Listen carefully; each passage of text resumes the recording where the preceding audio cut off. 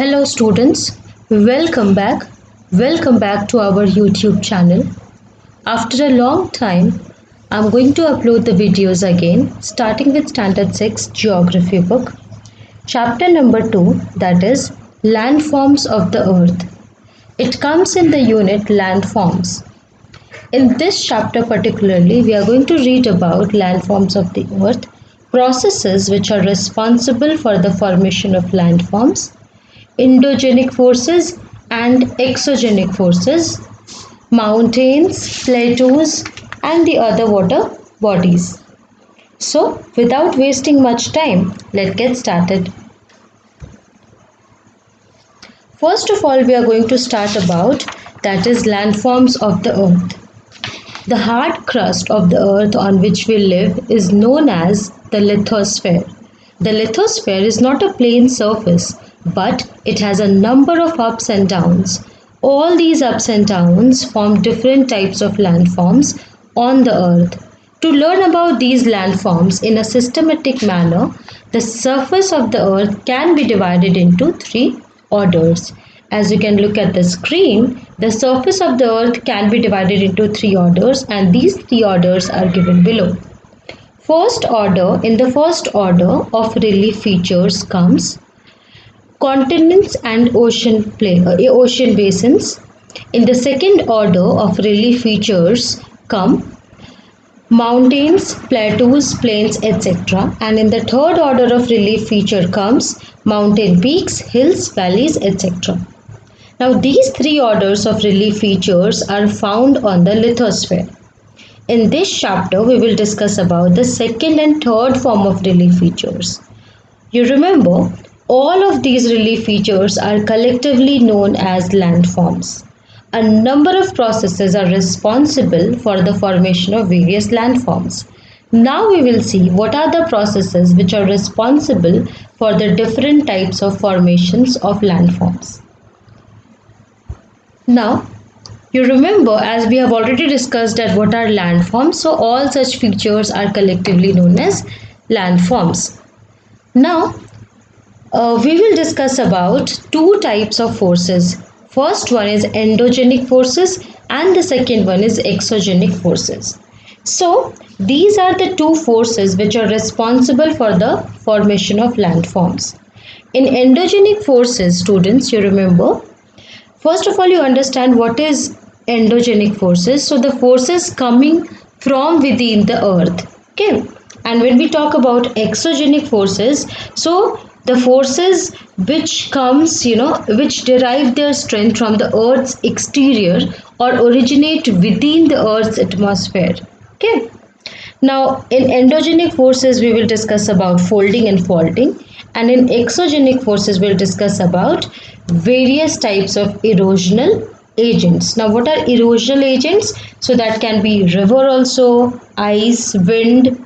Okay, so these are the erosional agents. Now without wasting much time, let's start discussing about endogenic forces. So endogenic forces particularly, we are going to read about folding and faulting. First of all, you understand the concept of endogenic force. So as I've already told you students that endogenic forces are those forces coming from within the earth. Okay. So that kind of force is called endogenic force. This force gives birth to various types of relief features on the earth's surface. Mountains, plateaus, etc. are formed due to endogenic forces. The endogenic forces are also responsible for folding and faulting of the earth's surface. So first of all, we are going to read about folding. Okay. Now folding occurs through the process of compression, where two forces horizontally act towards each other. The folds occur. Folds are the wave-like bends, okay, that are formed in the crust due to the process of compression.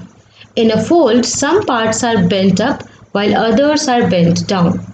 Bent up part of a fold is known as anticline and bent down part is known as syncline. As you can look at the picture also, that is syncline and anticline is given there. Now we'll discuss about faulting. Now, faulting refers to displacement of rocks along a plane due to compressional and tensional forces acting either horizontally or vertically.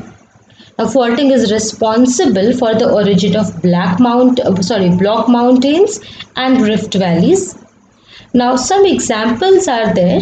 Okay, in Europe, Black Forest Mountain is one of the examples that is the result of the process of faulting. Now, students will discuss about exogenic forces.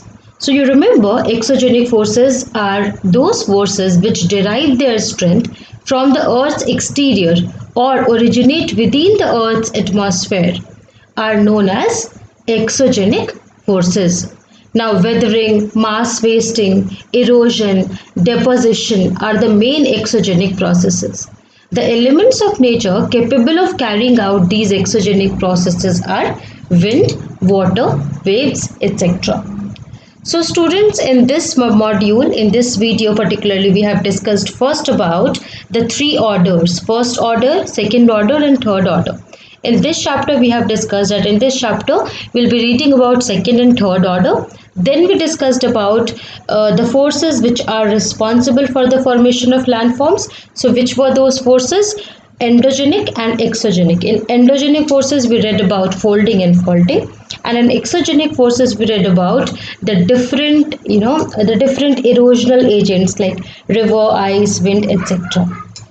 Now the next part is your assignment. Now this is your assignment, students. It's a very short and brief one in which you have to define the following terms. There are only two terms which I have given to you: folding and faulting. So you have to write a short note on these terms. Okay, I'll see you in the next video in which we'll be discussing about mountains, plateaus and plains. Till then, take care. Bye bye.